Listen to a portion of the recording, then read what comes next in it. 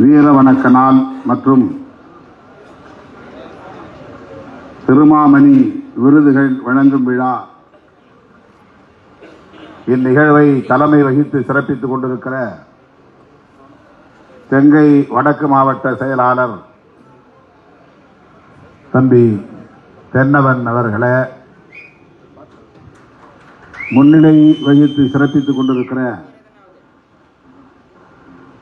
மாவட்ட செயலாளர்கள் கனல்விழி, காஞ்சி தமிழணி, வழக்குரைஞர் பொன்னிவளவன், திருநீர்மலை தமிழரசன், பொறியாளர் சாமுவேல் எபினேசர், தீவா எழிலரசு, மேனகாதேவி கோமகன், வழக்குரைஞர் மதி ஆதவன் ஆகிய தோழர்களே, இந்நிகழ்வை நெறிப்படுத்திக் கொண்டிருக்கிற சூகா விடுதலை செழியன் அவர்களே, ஒன்றிய செயலாளர் பையனூர் செல்வக்குமார் அவர்களே, ஒன்றிய செயலாளர் விடுதலை நெஞ்சன் அவர்களே, நாம் அனைவரையும் வரவேற்று உரையாற்றி அமர்ந்திருக்கிற பாரதி சமரன் அவர்களே, இந்நிகழ்வில் பங்கேற்று திருமாமணி விருது பெற்ற தோழர்களை எல்லாம் பாராட்டி வாழ்த்தி உரையாற்றி அமர்ந்திருக்கிற கட்சியின் துணை பொதுச் செயலாளர் சட்டமன்ற உறுப்பினர் எஸ் பாலாஜி அவர்களே, துணை பொதுச் செயலாளர் வழக்குரைஞர் எழில் கரோலின் அவர்களே, கட்சியின் முன்னணி தோழர்கள் சிறுத்தை கிட்டு, செங்கை தமிழரசன், சூகா ஆதவன், சூரா ராஜ்குமார், வழக்குரைஞர் தேவ அருள் பிரகாசம், பாசறை ஆ செல்வராஜ், விடுதலை செல்வன், பருத்திக்குளம் சேகர், வழக்குரைஞர் சொக்கலிங்கம் ஆகிய தோழர்களே, செங்கை வடக்கு மாவட்டத்தை சார்ந்த முன்னணி தோழர்கள் வேத அருள், கராத்தே பாண்டியன், வழக்குரைஞர் அன்பு செல்வன், வழக்குரைஞர் உதயகுமார், பெரு தங்கவேல், பையனூர் முத்துக்குமார், தண்டரை அறிவழகன், ஆத்தூர் சாந்தன், லதா ஆகிய தோழர்களே, மற்றும் திருப்போரூர் தெற்கு மற்றும் வடக்கு ஒன்றியங்களை சார்ந்த முன்னணி பொறுப்பாளர்களே, காட்டாங்குளத்தூர் மற்றும் மறைமலை நகரை சார்ந்த முன்னணி தோழர்களே, பேரூர் செயலாளர் அனல் ஆனந்தன் அவர்களே, குறிப்பாக இந்த நிகழ்வில் திருமாமணி விருது பெற்று நமது பாராட்டுகளையும் வாழ்த்துக்களையும் பெற்றுள்ள தோழர்கள் கடா கோ தமிழனியன், பே மேகநாதன், டேவிட், மறைந்த டேவிட் என்கிற வீரவளவன், தம்பி ஆனா பெருமாள், மறைந்த தோழர் கோட்டீஸ்வரன், தோழர் செங்கை இரா தமிழரசன், மறைந்த செந்தில்குமார் என்கிற சமரன், சூனாம்பேடு வா சாரங்கன், சூனாம்பேடு ரா ராஜ்குமார், சூகா அருள், மறைந்த சூகா அருள்,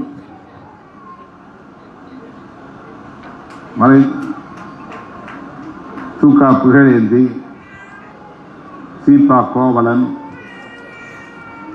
சூகா ஆதவன், மறைந்த நிமிலி சி கோமகன், மேசா சேகர், மறைந்த காஞ்சி அம்பேத்கர் வளவன், பாசறை செல்வராஜ் ஆகிய தோழர்களே, அத்தோழர்களின் குடும்பத்தை சார்ந்த உற்றார் உறவினர்களே,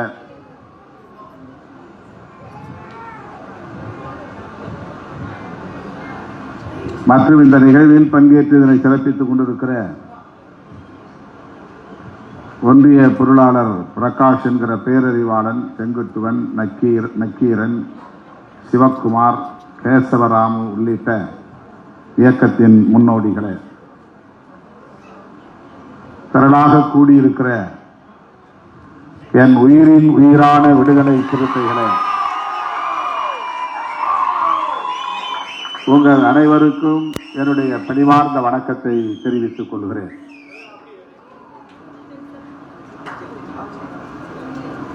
பஞ்சமி நிலமீட்பு போராளிகள் ஜான் தாமஸ் ஏழுமலை ஆகியோருக்கு முதலில் எனது செம்மாந்த வீர வணக்கத்தை செலுத்துகிறேன்.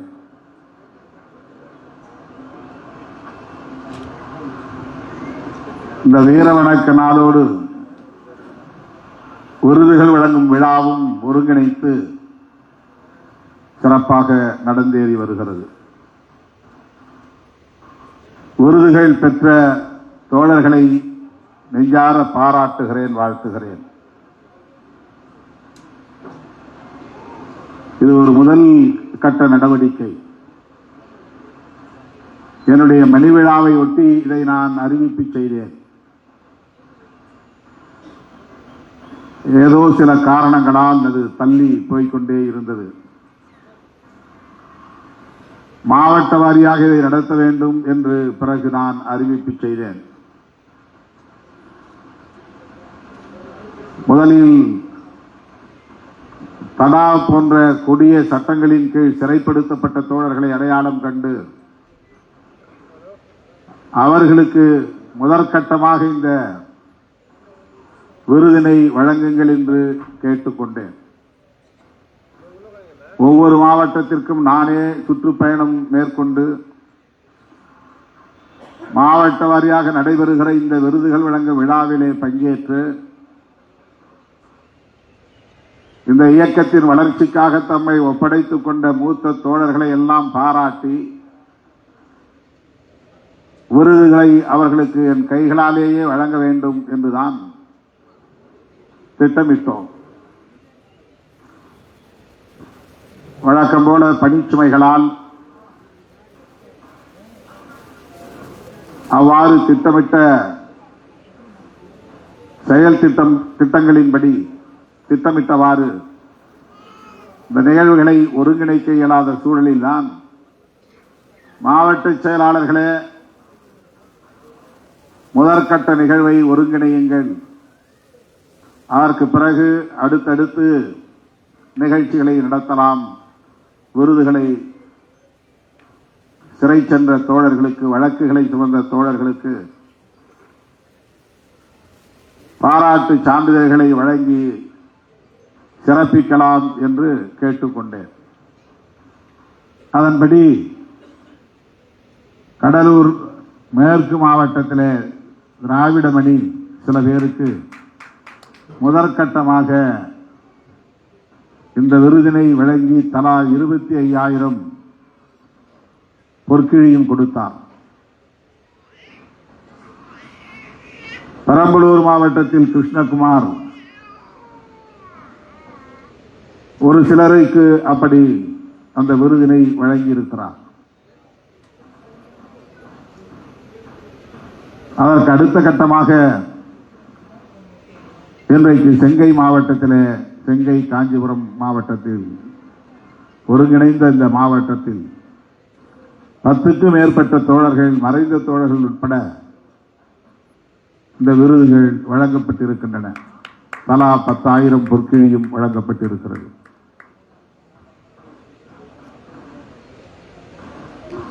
மிக குறுகிய கால இடைவெளி என்பதால் 25,000 எங்களால் வழங்க இயலாது, குறைந்தது 10,000 நாங்கள் ஏற்பாடு செய்கிறோம் என்று தென்னவன் என்னிடத்திலே கூறியிருந்தார். முதலில் நிகழ்ச்சியை தொடங்க வேண்டும், அதனால் தள்ளி போட வேண்டாம், 10,000 ரூபாயாவது பொற்கிழியாக வழங்கும் வகையில் ஏற்பாடு செய்யுங்கள் என்று கேட்டுக்கொண்டேன்.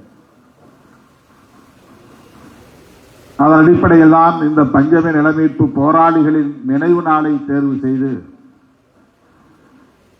சொல்லப்போனால் ஒரு வாரத்திற்கும் குறைவான கால இடைவெளியில் இந்த விருதுகள் வழங்கும் விழாவும் இதிலே இணைக்க பெற்று இப்போது நடைபெற்றுக் கொண்டிருக்கிறது. நிறைய தோழர்களுக்கு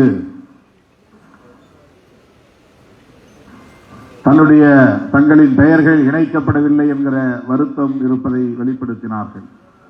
அப்படி வருத்தப்பட வேண்டாம். அந்த பெயர்களை எல்லாம் பட்டியல்படுத்தி இன்னொரு நாள் இது போன்ற ஒரு நிகழ்வை ஒரு பொதுக்கூட்டம் போல ஏற்பாடு செய்து அந்த நிகழ்விலே வழக்குகளை சுமந்திருப்பார்கள், சிறைக்கு சென்றிருக்க வாய்ப்பில்லை. அவர்களுக்கும் பாராட்டு சான்றிதழ். சிறைக்கு சென்றவர்கள், வழக்குகளை சுமந்தவர்கள் என்கிற நிலையில் உள்ளவர்களுக்கும் பாராட்டு சான்றிதழ் கேடயம். குண்டர் தடுப்பு சட்டம் அல்லது தேசிய பாதுகாப்பு சட்டம் ஆகியவற்றால் சிறைப்படுத்தப்பட்டவர்களுக்கு பொற்கிழி என்று நாம் வரையறுத்திருக்கிறோம். அந்தந்த மாவட்டங்களில் உள்ள சூழலுக்கு ஏற்ப, பொருளியல் வசதிக்கு ஏற்ப பொற்கிழி தீர்மானிக்கப்படுகிறது. இப்போது 10,000 வழங்கியிருப்பதால் அடுத்து 25,000 வழங்க இயலாது. எனவே இனி வரக்கூடிய அத்தனை பேருக்கும் குண்டர் தடுப்பு சட்டத்திலோ தேசிய பாதுகாப்பு சட்டத்திலோ சிறைப்படுத்தப்பட்டு இன்றைக்கு வழங்க முடியாத நிலை ஏற்பட்ட நிலையில் உள்ளவர்களுக்கு அடுத்த நிகழ்வில் அவர்களுக்கும் பாராட்டு சான்றிதழ் கேடயம் பொற்கிழி என்று வழங்கப்படும் என்பதையும் இந்த நேரத்தில் நான் உறுதிபட தெரிவித்துக் கொள்கிறேன்.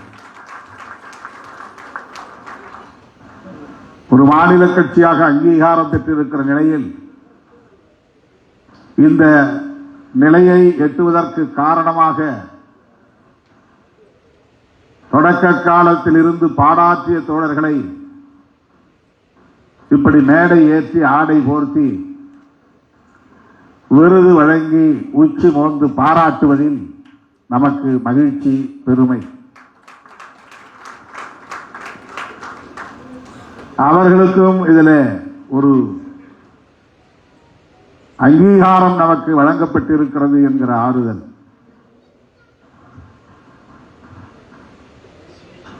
கலைமாமணி என்று அரசு விருது வழங்குவது போல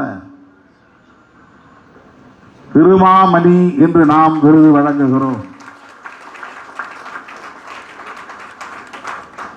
என்னுடைய மணி விழாவை ஒட்டி திருமாவளவன் மணி விழா என்பதை ஒட்டி பெயரிலே திருமா என்பதையும் மணி விழாவிலே இருக்கிற மணி என்பதையும் இணைத்து திருமாமணி என்ற விருதினை நாம் வழங்குகிறோம்.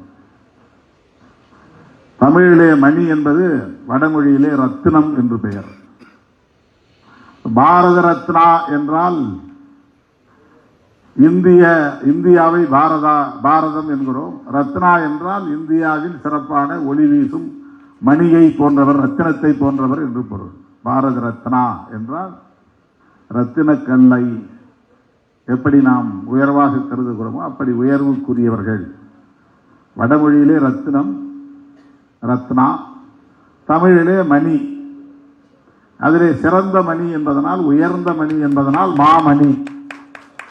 மிக உயரிய மணி, மிக சிறந்த மணி, ஒளி வீசும் மணி.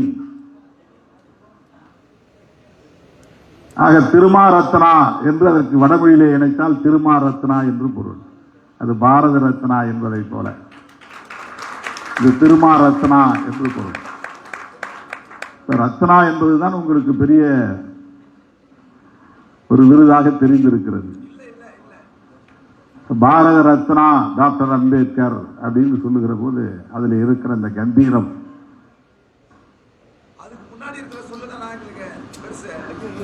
மணி என்று சொல்லுகிற போது புழக்கத்தில் இல்லாததால் அந்த கம்பீரம் இருப்பது போல தோன்றவில்லை, அவ்வளவுதான். ஆனால் தமிழிலே மணி என்பதுதான் வடமொழியிலே ரத்னம் என்று அழைக்கப்படுகிறது. ரத்னம், மணி ரத்னம் ரெண்டும் ஒண்ணுதான். பேரு சில பேர் மணி என்கிற ரத்னம், மணி ரத்னம்னா ரெண்டும் ஒரே பொருள் தான்.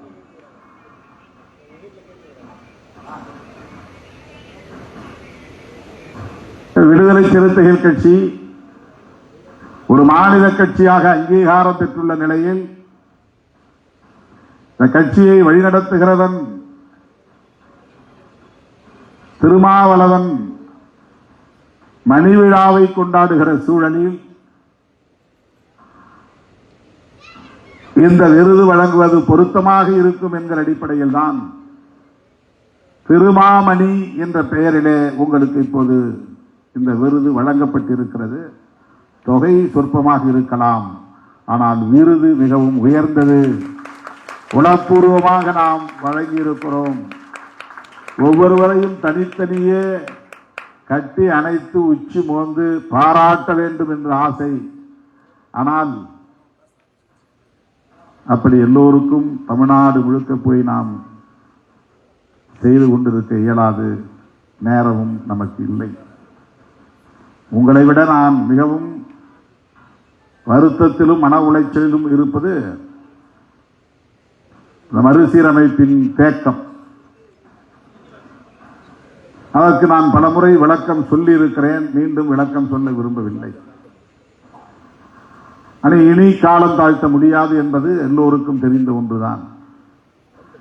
அதுதான் இந்த விருதுகள் வழங்கும் விழாவை கூட சிறப்பாக நடத்த முடியாமல் போனதற்கு இன்னொரு காரணம். மணி விழாவையும் சிறப்பாக நடத்த முடியாமல் போனதற்கு அதுதான் அடுத்த ஒரு காரணம். ஆனால் ஒன்று எனக்கு மகிழ்ச்சி அளிக்கிறது. கிட்டத்தட்ட 2.5 ஆண்டுகள் அல்லது 3 ஆண்டுகள் மூத்த தோழர்கள் ஆயிரக்கணக்கான பேருக்கு விடுதலை செய்யன், செங்கை தமிழரசன், ஆனா பெருமாள், இப்படி பல தோழர்களுக்கு தமிழ்நாடு முழுக்க முன்னாள் மாவட்ட செயலாளர்கள் உட்பட ஏராளமானவர்களுக்கு எந்த பொறுப்பும் வழங்காத நிலையிலும் கூட அவர்கள் வழக்கம் போல பணியாற்றி கொண்டிருக்கிறார்கள், தீவிரமாக களப்பணி ஆற்றுகிறார்கள் என்பதுதான் எனக்கு மகிழ்ச்சியும் பெருமையும் அளிக்கிறது. எந்த பொறுப்பு இல்லை என்று மனக்கிளேசம் அடையாமல், அதனால் ஊசலாட்ட நிலைக்கு போகாமல், இந்த இயக்கம்தான் இறுதி மூச்சு வரையில் எனக்கான இயக்கம் என்கிற உறுதிப்பாட்டோடு களத்திலே நின்று பணியாற்றி கொண்டிருக்கிறார்கள் இந்த மூத்த தோழர்கள் என்பதை எண்ணி நான் பெருமைப்படுகிறேன், மகிழ்ச்சி அடைகிறேன். அதற்கு காரணம் அவர்கள் பெற்றிருக்கிற முதிர்ச்சியும் பக்குவமும் தான். பொறுப்பு முக்கியமில்லை, நாட்டு மக்களை அரசியல் படுத்த வேண்டும், அமைப்பாக்க வேண்டும், அதுதான் நமக்கான கடமை என்கிற புரிதலோடு புதிதாக நியமிக்கப்படுகிறவர்கள் எவ்வளவு இளம் வயதை சார்ந்தவர்களாக இருந்தாலும் கூட, புதியவர்களாக இருந்தாலும் கூட, அரசியல் புரிதல் இப்போதுதான் அவர்களுக்கு கிடைக்கிறது என்ற சூழல் இருந்தாலும் கூட அவர்கள் அனைவரையும் அரவணைத்து செல்லுகிற பெருந்தன்மையும் அந்த முதிர்ச்சியும் உள்ளபடியே என்னை சிலாகிக்க வைக்கிறது, பெருமைப்பட வைக்கிறது. இதுதான் ஒரு இயக்கம் கொள்கை சார்ந்து வலிமை பெற்றிருக்கிறது என்பதற்கான சான்று. எனக்கு என்ன மரியாதை, எனக்கு கட்சியிலே எந்த பொறுப்பும் இல்லை, நான் எப்படி மக்களிடத்திலே பணியாற்றுவேன் என்று விரக்தி அடையாமல்,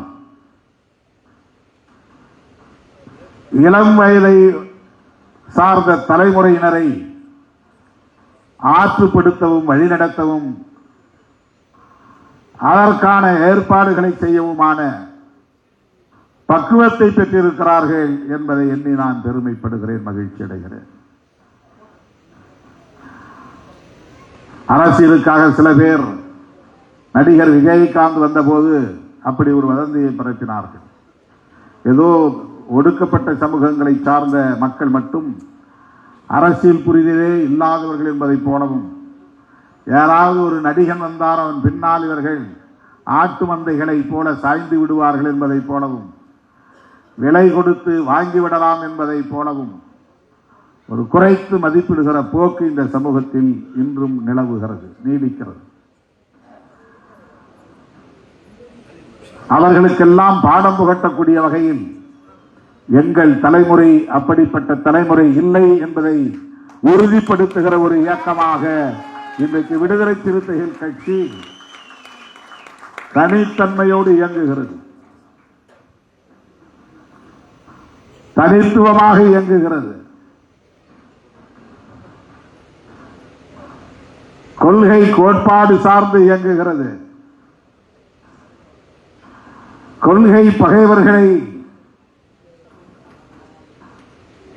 அச்சுறுத்தக்கூடிய வகையில, அவர்கள் மரணக்கூடிய வகையில விடுதலை சிறுத்தைகள் கட்சி வலிமை பெற்று நிமிர்ந்து நிற்கிறது. அதனால்தான் நாளொரு மேனியும் பொழுதொரு வண்ணமும் நம்மை சீண்டிக் கொண்டே இருக்கிறார்கள் சில சில்லறைகள், அற்பர்கள்.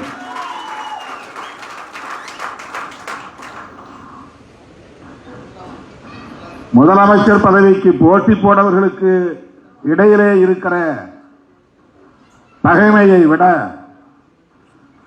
அதிலெல்லாம் எங்களுக்கு ஒரு பொருட்டு இல்லை என்று மக்கள் பணி ஆற்றிக் கொண்டிருக்கிற நம்மை பார்த்து அவ்வப்போது சீண்டிக் கொண்டே இருக்கிறார்கள். நான் தான் உங்களோட வரவே இல்லையப்பா, உங்களுக்கு நமக்கு சம்பந்தமே இல்லையே, எங்க லெவல் வேற லெவல், நாங்க ஏன் உங்களை எல்லாம் போட்டியா பார்க்க போறோம், நீ எனக்கு போட்டி இல்லை நான் உனக்கு போட்டி இல்லை என்று நம்முடைய களமே தனி களம், நம்முடைய களம் புதிது, நம் களம் முற்றிலும் மாறுபட்டது. இந்த திசை வழியில் நாம் பயணித்துக் கொண்டிருக்கிறோம். ஆனால் எப்படி இவர்கள் இப்படி இயங்குகிறார்கள், என்ன பின்னணியில் இயங்குகிறார்கள் என்ற பொறாமை கொண்ட நிலையில்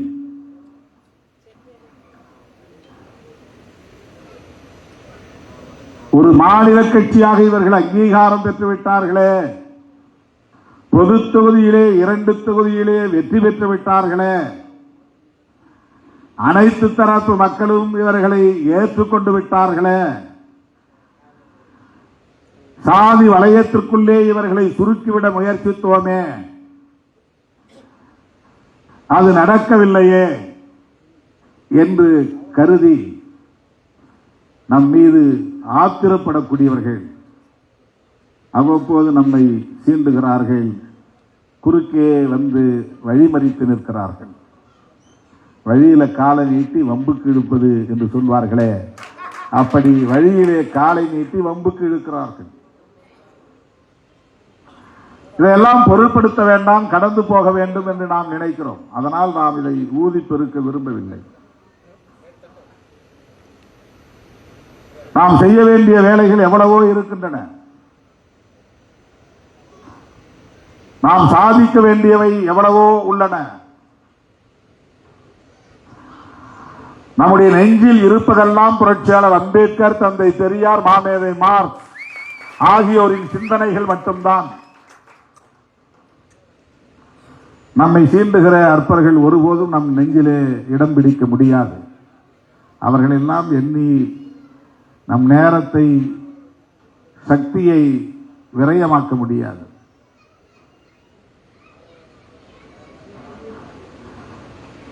புரட்சியாளர் அம்பேத்கர் அவர்கள் வகுத்தளித்த அரசமைப்பு சட்டத்திற்கு ஆபத்து என்கிற சூழலில் அகில இந்திய அளவில் ஜனநாயக சக்திகளோடு கைகோர்த்து களமாட வேண்டிய பொறுப்பை உணர்ந்து நாம் களத்திலே நிற்கிறோம். தேசிய அளவிலான கட்சிகளோடு இணைந்து பணியாற்றிக் கொண்டிருக்கிறோம். தமிழ்நாட்டுக்கு மட்டுமல்ல, எங்கள் மாநிலத்திற்கும் உங்கள் தேவை இருக்கிறது, வாருங்கள் என்று பலரும் நம்மை அழைக்கக்கூடிய வகையிலே உத்தரப்பிரதேசத்தில் இருந்தும், மகாராஷ்டிராவில் இருந்தும், தெலுங்கானாவில் இருந்தும், கர்நாடகாவில் இருந்தும், கேரளாவில் இருந்தும், ஆந்திராவில் இருந்தும் நாள்தோறும் இங்கே படையெடுத்து வந்து கொண்டிருக்கிறார்கள்.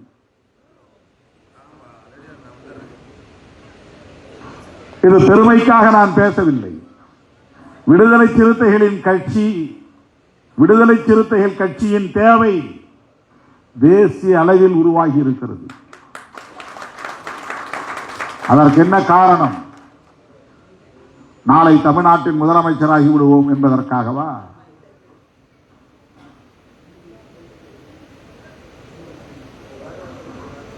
இந்த முதல்வர் பதவியிலே தேசிய அளவிலான தீர்வுகளை காண முடியாது என்கிற பார்வை அம்பேத்கரிய சிந்தனையாளர்களுக்கு உண்டு. ஒரு மாநிலத்தின் முதலமைச்சராகி விடுவதனால் தேசிய பிரச்சனையாக இருக்கிற சாதியை ஒழித்துவிட முடியாது. தேசிய அளவிலான ஜனநாயக சக்திகளை ஒருங்கிணைக்காமல் அதற்கு எதிராக நாம் களம் அமைக்கவே முடியாது. எனவே நம்முடைய நோக்கம் தேசிய அளவில் ஜனநாயக சக்திகளை ஒருங்கிணைப்பது எப்படி என்பதுதான். அந்த கனவிலே திட்டங்களை தீட்டி செயல்பட்டு வருகிற இந்த இயக்கத்தை பலரும் விமர்சிப்பதற்கு என்ன காரணம்? அதுவும் சில அம்பேத்கர் இயக்கங்களை விமர்சிக்கிறார்கள். அவர்கள் அம்பேத்கர் பெயரில் இயங்கக்கூடியவர்களை தவிர அவர்கள் அம்பேத்கரியவாதிகள் இல்லை, அம்பேத்கரிய சிந்தனைகளை உள்வாங்கியவர்கள் இல்லை, அம்பேத்கர் பேசிய அரசியலை பேசக்கூடியவர்கள் அல்ல. புரட்சியாளர் அம்பேத்கர் வகுத்தளித்த அரசியலமைப்பு சட்டம் முன்மொழியக்கூடிய கோட்பாடுகளை புரிந்தவர்களாக இருந்தால் நம்முடைய நிலைப்பாடுகளை அவர்களும் மனமு வந்து வரவேற்பார்கள். நம்முடைய காரை ஒருவன் வழிமறித்து வம்புக்கு இழுக்கிறான். சங்கிகளும் சில ஊடக சங்கிகளும் சேர்ந்து கொண்டு நாம் தான் அவனுடைய இருசக்கர வண்டியை மோதினோம் என்று அவதூறு பரப்புகிறார்கள். தலித் அல்லாத இயக்கங்களை சார்ந்த ஓரிருவர் திருமாவளவனுக்கு பாதுகாப்பற்ற நிலை இருக்கிறது என்று உணர்ந்து வலியை வெளிப்படுத்தி இருக்கிறார்கள். ஆனால் அம்பேத்கர் இயக்கங்களை சார்ந்த யாரும் அது பற்றி வாய் திறக்கவில்லை. நாம் எதிர்பார்க்கவில்லை, நீங்கள் புரிந்து கொள்ள வேண்டும் என்பதற்காக சொல்லுகிறேன். நீங்கள் புரிந்து கொள்ள வேண்டும் என்பதற்காக சொல்லுகிறேன்.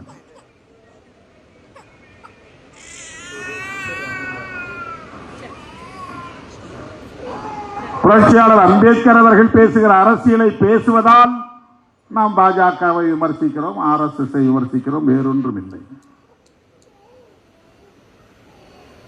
அவர்களுக்கு நமக்கும் தனிப்பட்ட முறையிலே என்ன தகராறு? பாக பிரிவினை தகராறு அப்படி எதுவும் கிடையாது. விஜய் அரசியலுக்கு வந்து விட்டார். விஜயகாந்த் வந்த போது சொன்னதை இப்போது சொல்லுகிறார்கள் மீண்டும். இந்த சமூகத்து இளைஞர்கள் எல்லாம் அணி அணியாக போய் கொண்டிருக்கிறார்கள்.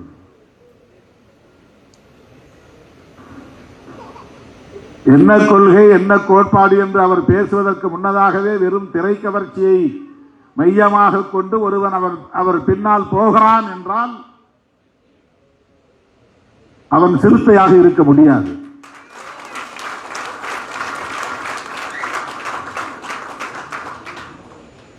அப்படிப்பட்டவர்கள் இந்த இயக்கத்திலே இருப்பதால் எந்த பயனும் இல்லை. எனவே அதையெல்லாம் நாம் ஒரு பொருட்டாக எடுத்துக் கொள்வதும் இல்லை. ஆனால் அப்படி பரப்பப்படுகிற செய்தி என்பது உண்மை அல்ல. அதுதான் நீங்கள் புரிந்து கொள்ள வேண்டும்.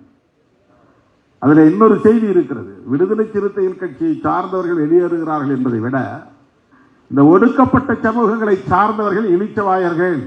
யாராவது நடிகன் கட்சி தொடங்கினால் உடனே பின்னால் ஓடிவிடுவான். இவர்கள் எல்லாம் ஒரு கட்டுக்குள்ளே இருக்க மாட்டார்கள். கொள்கை பிடிப்பு இருக்காது, அரசியல் புரிதல் இருக்காது என்று இந்த சமூகத்தையே குறைத்து மதிப்பிடுகிற, இழிவுபடுத்துகிற ஒரு விமர்சனம் அது.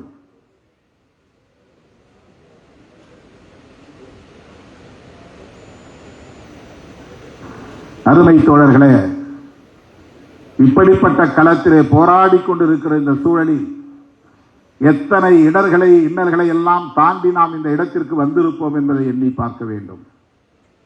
சும்மா வந்துவிடவில்லை சுதந்திரம் என்பார்கள். அப்படித்தான் தோழர்களே, சும்மா வந்துவிடவில்லை அங்கீகாரம், விடுதலை சிறுத்தைகளின் அங்கீகாரம். என்ன கூட்டணியில் இருந்ததுனால 2 இடத்துல ஜெயிச்சிட்டாங்க. இது ஒரு விமர்சனம். ஒரு கூட்டணியிலே ஒரு கட்சி இடம்பெறுகிற தகுதியை பெற்றிருக்கிறது என்று சொன்னால் அந்த கட்சி வலிமையாக இருக்கிறது என்று பொருள். அந்த கட்சியின் வாக்கு வங்கி வலிமையானது என்று பொருள். அந்த கட்சி இடம்பெறுவதால் கூட்டணிக்கே பயன் உண்டு என்று பொருள். அந்த வலிமை இல்லாமல் வெறும் அம்பேத்கர் பேர்ல இருக்கிறவங்களாம் கூப்பிட்டு சேர்த்துவாங்களா கூட்டணியில? தலித் இயக்கம் அவர் வச்சிருக்கிறாரு, ஒரு பேனர் வச்சிருக்காரு, வாங்க உங்களுக்கு 10 இடம் தரோம் கொடுத்துருவாங்களா?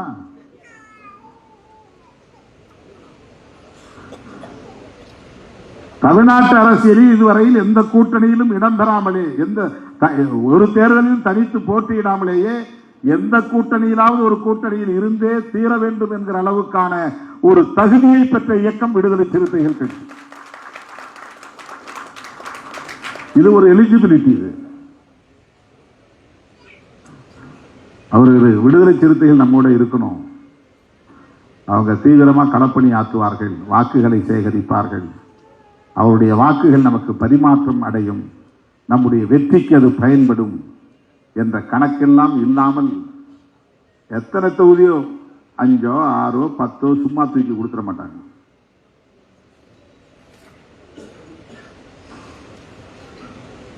ஆகவே 25 ஆண்டு காலம் இந்த தேர்தல் அரசியல் களத்திலே தாக்கு பிடித்து இந்த அவதூறுகளை எல்லாம் சகித்துக் கொண்டு வதந்திகளை எல்லாம் முறியடித்து இழிவுகளை எல்லாம் சுமந்து கொண்டு வலிகளை எல்லாம் பொறுத்து கொண்டு இன்றைக்கு ஒரு மாநில கட்சியாக அங்கீகாரம் பெற்றிருக்கிறோம் என்றால் அதற்கு இன்றைக்கு மேடையிலே விருது பெற்ற தோழர்களின் சகிப்புத்தன்மையும் உழைப்பும், மேடையில் விருதுகளை பெறாத தோழர்களின் பங்களிப்பும் தான் அதற்கு அடிப்படையான காரணம். எந்த நம்பிக்கையை அவர்கள் போராட்ட களத்திலிருந்து இறங்கினார்கள். இப்படி எல்லாம் நாளைக்கு நான் வந்து விருது கொடுப்பேன்னு அவங்க எதிர்பார்த்தார்கள். 10,000 நிதி கொடுப்பாரு, பின்னால ஒரு சர்டிபிகேட் கிடைக்கும், ஒரு ஷால் கிடைக்கும், நம்ம பேரை மேடையில சொல்லி பாராட்டுவாங்க. அப்படியா? எதுவுமே கிடையாது.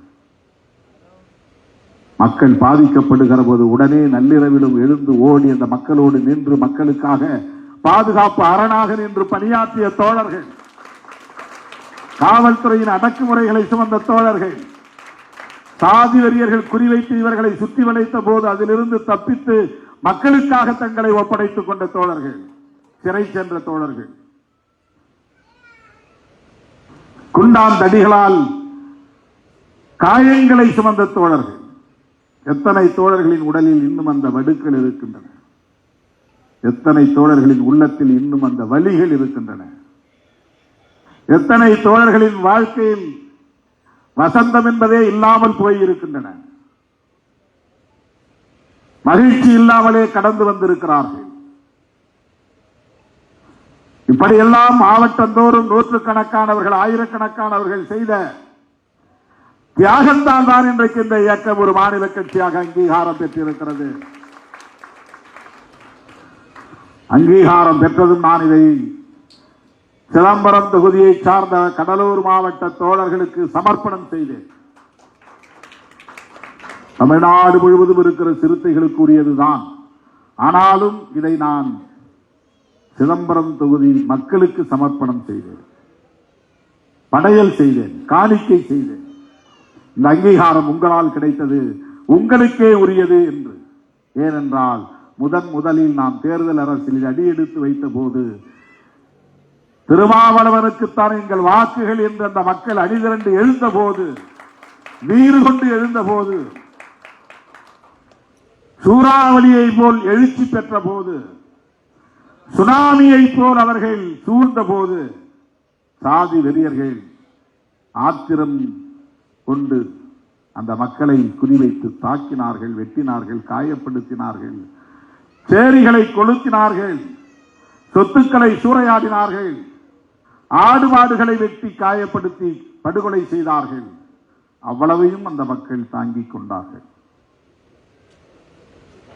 புரட்சியாளர் அம்பேத்கரின் கொள்கைகளை பேசுகிற ஒரு இயக்கம், புதிதாக ஒரு இயக்கம் தமிழகத்தில் முளைவிட்டு இருக்கிறது, எழுச்சி பெற்று வருகிறது. இதை தாங்கிக் கொள்ள வேண்டும் என்று தமது மடியிலே தாங்கிக் கொண்டவர்கள் சிதம்பரம் தொகுதி மக்கள், சிதம்பரம் தொகுதி வாக்காளர்கள், அந்த தோழர்கள். அதனால் அனைத்து மாவட்டங்களை சார்ந்த தோழர்களும் இந்த இயக்கம் அங்கீகாரம் பெறுவதற்கு பங்களிப்பு செய்திருக்கிறார்கள் என்றாலும் அனைத்து தோழர்களின் சார்பாக நான் சிதம்பரம் தொகுதி மக்களுக்கு இதை சமர்ப்பணம் செய்தேன். எனது அருமை தோழர்களே, விடுதலை சிறுத்தைகள் கட்சி சராசரி அரசியல் இயக்கம் என்று நாம் கருதிவிடக் கூடாது. இன்னும் பல தலைமுறைகள் வீறு நடை போட வேண்டிய இயக்கம்.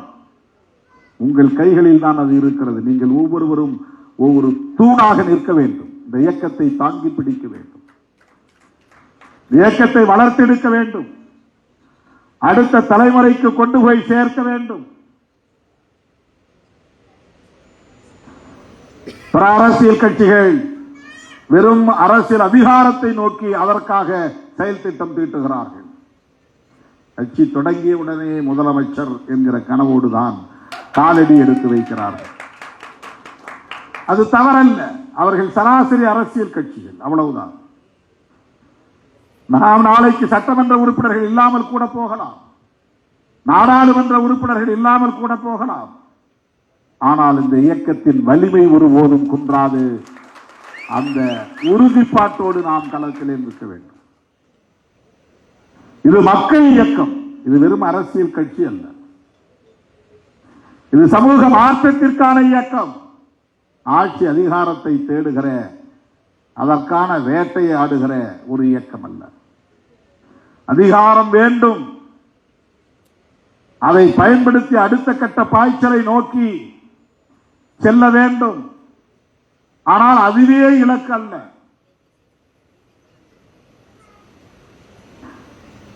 புரட்சியாளர் அம்பேத்கரை அறிந்து கொள்ளுகிற, புரிந்து கொள்ளுகிற, கற்றுக்கொள்ளுகிற, உள்வாங்கிக் கொள்ளுகிற ஒரு படையை நாம் உருவாக்கி வைத்திருக்கிறோம். ஆகவே இது பாதுகாக்கப்பட வேண்டிய ஒரு இயக்கம். அடுத்தடுத்த தலைமுறையிடம் பாதுகாத்து நாம் ஒப்படைக்க வேண்டும். ஊருக்கு ஊர் படிப்பகங்களை உருவாக்குங்கள் என்று அந்த அடிப்படையில் தான் நான் கோரிக்கை வைத்திருக்கிறேன். அம்பேத்கர் படிப்பகம் உருவாக வேண்டும். அது ஒரு நூலகமாக இயங்க வேண்டும். புரட்சியாளர் அம்பேத்கர், தந்தை பெரியார், மாமேதை மார்க்ஸ் ஆகியோரின் சிந்தனைகள் அடங்கிய நூல்கள் அங்கே இடம்பெற வேண்டும். நம்முடைய இளைய தலைமுறையினர் அதை புரட்டி பார்க்க வேண்டும், படிக்க வேண்டும். சாதி பெருமைகளால் எதையும் சாதிக்க முடியாது. மத பெருமைகளால் எதையும் சாதிக்க முடியாது. சகோதரத்துவம், சமத்துவம் என்கிற நிலையை இந்த சமூகம் எட்ட வேண்டுமானால் ஒவ்வொரு இளைஞனும் இளம் பெண்ணும் அம்பேத்கரிய சிந்தனைகளோடு வளர வேண்டும். பெரியாரிய சிந்தனைகளோடு வளர வேண்டும். மார்க்சிய சிந்தனைகளோடு வளர வேண்டும். இதில்தான் நம் கவனம் குவிய வேண்டும்.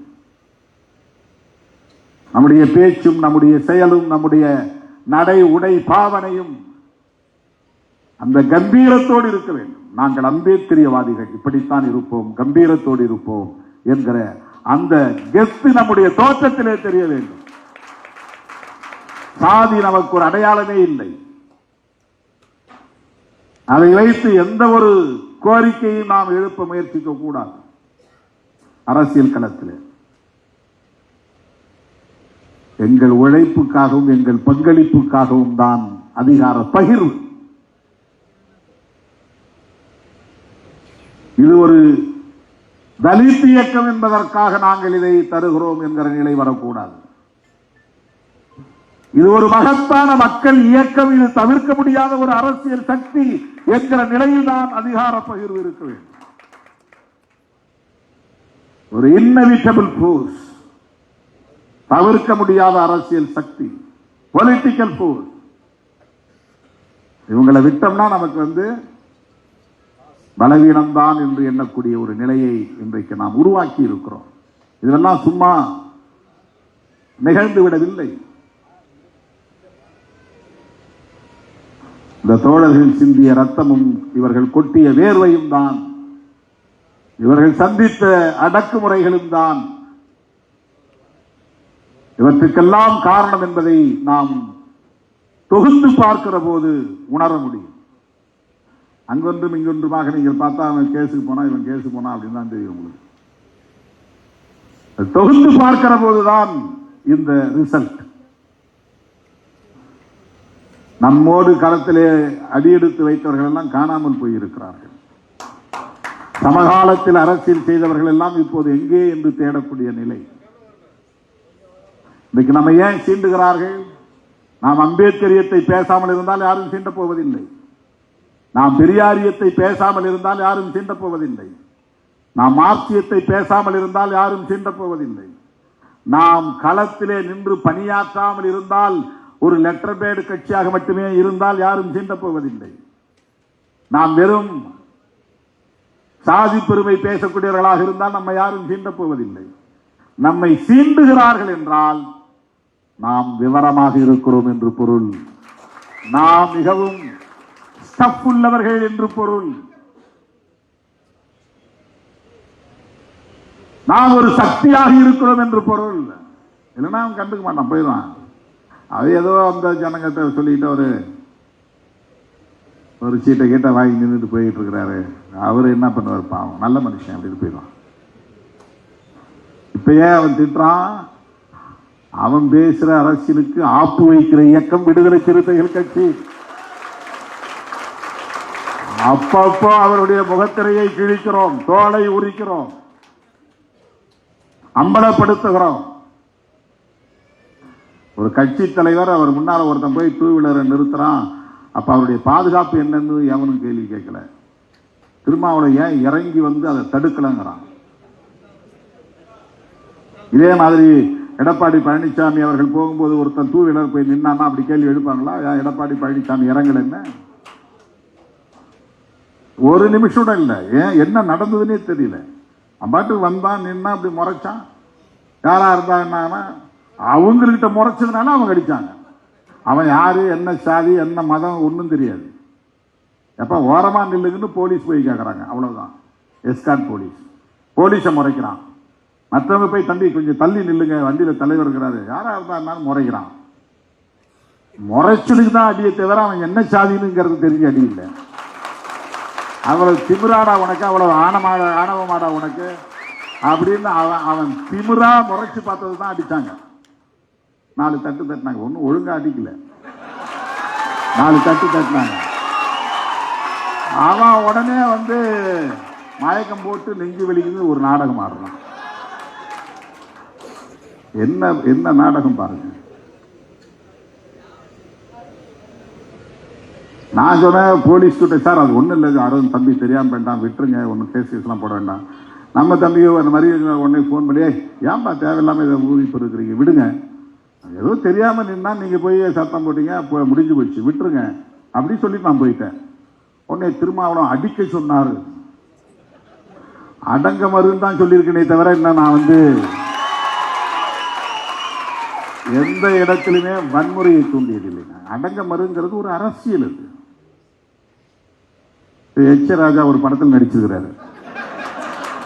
நான் அடங்க மறு அத்துமீறு கும்பலா அப்படின்னு ஒரு போலியா ஒரு மீசை வச்சுக்கிட்டு, போலியா ஒரு வீரன். சினிமாவில் தான் எப்படி பேச முடியும், வெளியே வந்து பேசிப்பாரு, பேச முடியாது. சரி, சினிமாவிலேயாவது எங்களை பத்தி நீங்க பேச வேண்டிய நிலை வந்திருக்க, பேசு. திருமாவளவரை மனசுல வச்சுக்கிட்டு தான் படம் எடுக்கணுங்கிற நிலை உருவாயிருக்குல்ல. திருமாவளவன் மனசை வச்சுக்கிட்டு தான் வசனம் எழுதணுங்கிற நிலை உருவாயிருக்குல்ல. திருமாவளவன் பேசின அந்த முழக்கத்துக்கு பதில் சொல்றங்கிற பேர்ல ஒரு ஆளை போட்டு வேஷம் போட்டு உட்கார வச்சு பேச வச்சிருக்கீங்களே, பேசு, இன்னும் பேசிட்டே இருங்க, திரைப்படங்கள்ல பேசிட்டே இருங்க. அடங்க மறுன்னா என்னன்னு அப்பதான் உங்களுக்கு புரியும். அது ஒரு கோட்பாடு, அது ஒரு கோட்பாட்டு முழக்கம். அது வன்முறையை தூண்டுகிற முழக்கம் அல்ல. எந்த இடத்திலும் யாரையும் நான் அடின்னு சொல்லி அந்த இடத்துல வன்முறையை தூண்டுன்னு சொன்னது கிடையாது. என்னுடைய 35 ஆண்டு கால பொது வாழ்வில் இதுவரையில் நான் அப்படி நடந்து கொண்டதே இல்லை. என்ன நடக்குதுன்னே தெரியல, டக்குன்னு அவன் அந்த பக்கம் ஓடிட்டான். அவன் வர்றதுக்கு முன்னாடியே அவன் ஆள் செட் பண்ணி வச்சிருப்பான் போட்டு முன்னால இருந்து ஒரு ஃப்ரெண்ட்ஸ் வீடு எடுக்கிறாங்க. 2:38க்கு சம்பவம் நடக்குது. 2:39 ஒரு தனியார் தொலைக்காட்சி அது போடுறான், அப்லோட் பண்றான். இப்போ அவங்களுக்குள்ள ஏதோ ஒரு இன்டர்லிங்க் இருந்திருக்குது. நாங்க இது மாதிரி இருப்போம், நீ வீடியோ எடுத்து டக்குன்னு போடுன்னு.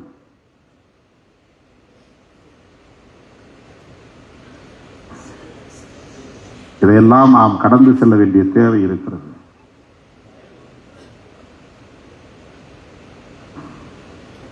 இன்னும் நெடுந்தூரம் பயணிக்க வேண்டிய தேவை இருக்கிறது.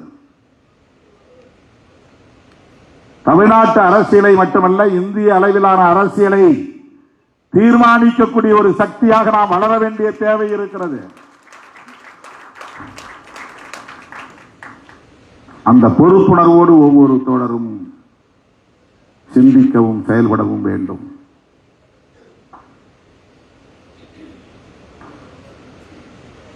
தம்பி ஜான் தாமஸ் ஏழுமலை நினைவு நாள். அந்த இருவரும் அரச பயங்கரவாதத்திற்கு பலியானார்கள். பஞ்சமி நிலங்களை மீட்பதற்காக நடத்திய பேரணியில் அதிகாரிகளோடு ஏற்பட்ட முரண்பாட்டில் ஆசரை செல்வராஜ் இங்கே அமர்ந்திருக்கிறார். அவர் அந்த களத்திலே நின்றவர். ஜான் தாமஸ் ஏழுமலையோடு அந்த பேரணியில் இருந்தார். அதிகாரிகளோடு பேசிய போது ஏற்பட்ட சச்சரவிலும் இருந்தார்.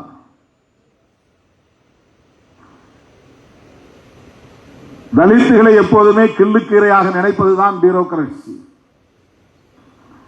அதிகார வர்க்கத்தின் உளவியல் என்னவென்றால் எஸ்சி பீப்புள் தானே, என்ன பண்ணிடுவாங்க அப்படிங்கிறது ஒரு உளவியல், ஒரு கிள்ளுக்கீரையாக நினைக்கிற உளவியல். தொடர்ந்து போராடி கொண்டிருக்கிறோம். இன்னும் பஞ்சமி நிலங்களை நம்மால் மீட்க முடியவில்லை. மறைமலை நகரில் நடைபெற்ற மாபெரும் விழா ஒன்றிலே அன்றைய முதலமைச்சர் முத்தமிழறிஞர் கலைஞர் அவர்களை வைத்துக் கொண்டு நாம் இந்த கோரிக்கையை எழுப்பிய போது கலைஞர் இந்த மேடையிலேயே பஞ்சமி நிலங்களை மீட்பதற்கு ஒரு ஆணையம் அமைக்கப்படும் என்று வாக்குறுதி அளித்தார். நீதியரசர் மருதமுத்து என்பவரின் தலைமையிலே இந்த ஆணையம் அமைக்க பெற்றது. அடுத்து ஜெயலலிதா அம்மையார் வந்தார். அந்த ஆணையம் செயலிழந்து போனது. இப்போது திமுக ஆட்சி நிறைவு பெறக்கூடிய நிலையிலும் நாம் அந்த ஆணையத்திற்கு உயிர் தர வேண்டும் என்று வலியுறுத்தி கொண்டிருக்கிறோம். பல இடங்களில் நம்முடைய தோழர்கள் ஆங்காங்கே போராடி அங்கே கொஞ்சம் இங்கே கொஞ்சம் என்கிற அடிப்படையிலே அங்கொன்றும் இங்கொன்றுமாக பஞ்சமி நிலங்களை மீட்டு மக்களுக்கு ஒப்படைத்துக் கொண்டு வருகிறார்கள். நிலமில்லாத நிலையில் தான் இந்த மக்கள் மற்றவர்களை சார்ந்து வாழ வேண்டிய அவலம் நீடிக்கிறது. எனவே நிலம் வேண்டும். ஏற்கனவே ஆங்கிலேயர் ஆட்சி காலத்தில் தரப்பட்ட அந்த பஞ்சமி நிலங்களை யாருக்கும் விற்கக்கூடாது, அடமானம் வைக்கக்கூடாது, பரிசு கொடுக்கக்கூடாது, தானமாக தரக்கூடாது என்கிற கட்டுப்பாடுகளோடு வழங்கப்பெற்ற நிலம்தான் அந்த நிலம். குறிப்பாக தலித் அல்லாதவர்கள் அதை வாங்க முடியாது, வாங்கக்கூடாது, பயன்படுத்தக்கூடாது. 12 லட்சம் ஏக்கர் நிலம். ரெமன் ஹியர் என்கிற செங்கல்பட்டு மாவட்ட கலெக்டர் அன்றைக்கு வெள்ளைக்கார அரசாங்கத்திற்கு லண்டனுக்கு எழுதி ஒப்புதல் வாங்கி இந்த நிலங்களை எல்லாம் இந்த மக்களுக்கு வழங்கினார். இன்றைக்கு அந்த நிலம் எதுவும் இந்த மக்கள் கையில் இல்லை என்கிற நிலையில் வெடித்த போர்தான் காரணை போர். மதுரையிலே அப்போது நாம் வளர்ந்து வந்த நேரம். இயக்கத்தின் தலைமை பொறுப்பு ஏற்று 2-3 ஆண்டுகள் தான் ஆகியிருந்தன. உடனே அந்த பயணத்தில் பங்கேற்க வேண்டும் என்று ஜெயகரன் ஜோசப் அவர்களை நேரிலே வந்து சந்தித்து பஞ்சமி நிலத்தை மீட்போம், பழந்தமிழ் குலத்தை காப்போம் என்கிற முழக்கங்களோடு லட்சத்துக்கும் மேற்பட்ட துண்டறிக்கைகளை அச்சிட்டு 20க்கும் மேற்பட்ட தோழர்களை கன்னியாகுமரி முனையில் இருந்து தொடங்க பெற்ற அந்த பேரணி பயணத்தில் சிறுத்தைகளும் பங்கேற்றார்கள் என்பது வரலாறு. இது பல பேருக்கு தெரியாது. மறைந்த ஜெயகரன் ஜோசப் அவர்களுக்கு நன்றாக தெரியும்.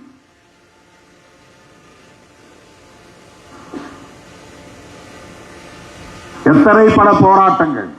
அங்கிருந்து கடலூர் மாவட்டத்திலிருந்து தோழர்கள் இங்கே வந்து தங்கி இருந்து காரணை பகுதி முழுக்க சுற்றுப்பயணம் செய்து அந்த தகவல்களை எல்லாம் திரட்டி வந்து மதுரையிலே என்னை சந்தித்து ஒரு அறிக்கையாக தந்தார்கள். அதன் அடிப்படையில் தமிழ்நாடு முழுவதும் பஞ்சமி நிலம் குறித்த விழிப்புணர்வை ஏற்படுத்திய இயக்கங்களுள் விடுதலை சிறுத்தைகளும் மிகவும் முதன்மையான ஒரு இயக்கம். அதை அடிப்படையாக வைத்துதான் மண்ணுரிமை பேரணி, மண்ணுரிமை இயக்கம் என்று மிகப்பெரிய அளவிலே இயக்கங்களை நாம் எடுத்தோம்.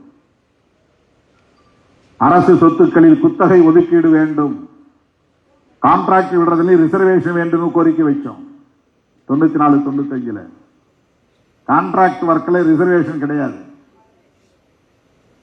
அரசு மற்றும் கோவில் நிலங்களில் குத்தகை ஒதுக்கீடு வேண்டும், அதை குத்தகை ஒதுக்கீடுன்னு சொன்னோம். மறுபடியும் வீட்டு மனை இல்லாத அனைவருக்கும் 5 சென்ட் மனைப்பட்டா வழங்க வேண்டும், இது ஒரு கோரிக்கையை வச்சோம்.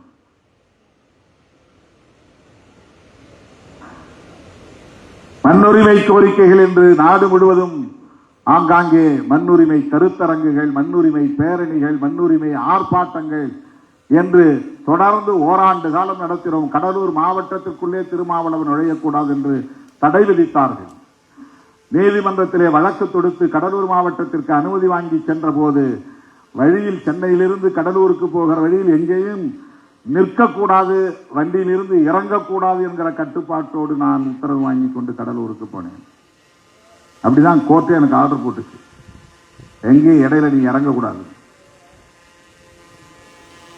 அப்படியெல்லாம் அடக்குமுறைகளை தாண்டித்தான் இந்த இயக்கம் இன்றைக்கு இந்த இடத்தை வந்து சேர்ந்து இருக்கிறது. ஜான் தாமஸ் ஏழுமலை செய்த தியாகம் என்பது சாதாரணமான ஒன்று அல்ல. வாழ்ந்திருக்க வேண்டியவர்கள், அவர்களுடைய வம்சம் விருத்தி அடைந்திருக்க வேண்டும். இன்றைக்கு அவர்கள் நம்மோடு இல்லை. இந்த ஒடுக்கப்பட்ட மக்களின் நில உரிமைக்காக, மண்ணுரிமைக்காக, பஞ்சமி நிலத்தை மீட்பதற்காக நமது இன்னுயிர் நீத்த போராளிகளை நாம் இந்த நாளில் நினைவு கூர்ந்தவர்களுக்கு வீர வணக்கம் செலுத்துகிறோம். அதே வேளையில் அந்த நிலத்தை மீட்கிற வரையில் நம்முடைய போர்க்குணம் நீர்த்து போகாமல் இருக்க வேண்டும். இப்படி பேசிக்கொண்டே இருந்தால் என்னாவது என்று நாம் கேள்வி எழுப்பலாம். சாதி ஒழிப்பையும் நாம் பேசி பேசி என்ன செய்துவிட முடியும் என்று சோர்ந்து விடக்கூடாது. சாதி ஒழிப்பு அரசியலும் கடினமானதுதான், நில மீட்பு அரசியலும் கடினமானதுதான், இடஒதுக்கீடு அரசியலும் கடினமானதுதான். எந்த ஒன்றும் கேட்ட உடனே நமக்கு கிடைத்து விடாது. போராடி போராடித்தான் மீட்டு பெற வேண்டும். அங்குலம் அங்குலமாகத்தான் முன்னேறி செல்ல வேண்டும். இதற்கெல்லாம் ஒரு குறிப்பிட்ட காலக்கெடுவை விதித்து வேலை செய்ய முடியாது. இந்த அரசியலை அடுத்தடுத்த தலைமுறைக்கு அணைகாத்து ஒப்படைக்க வேண்டும் என்கிற புரிதலோடு வேலை செய்ய வேண்டும். திருமாவளவன் பேசிய அரசியலை அடுத்த தலைமுறை வந்து பேச வேண்டும். திருமாவளவன் முன்னெடுத்த போராட்டங்களை அடுத்த தலைமுறை முன்னெடுக்க வேண்டும். இதுதான் நாம் தெரிந்து கொள்ள வேண்டிய முக்கியமான செய்தி. இதையெல்லாம் சாதித்து விட முடியாது என்று சோர்ந்து விடக்கூடாது. இதை பேசி என்ன செய்துவிடப் போகிறோம் என்று நம்முடைய உணர்வுகள் நீர்த்து போய்விடக்கூடாது. புரட்சியாளர் அம்பேத்கருடைய அரசியல் ஒரு அணையாத நெருப்பு, அது ஒரு ஊழித்தீ. அது இன்னும் இன்னும் பல ஆயிரம் மடங்கு பெருகிக் கொண்டே போகும்.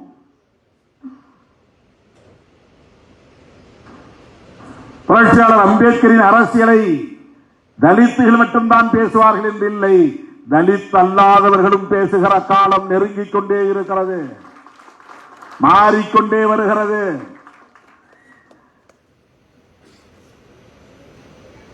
திருமாவளவன் தூக்கி பிடித்த அரசமைப்பு சட்டத்தை இன்றைக்கு ராகுல் காந்தி உயர்த்தி பிடிக்கிறார்.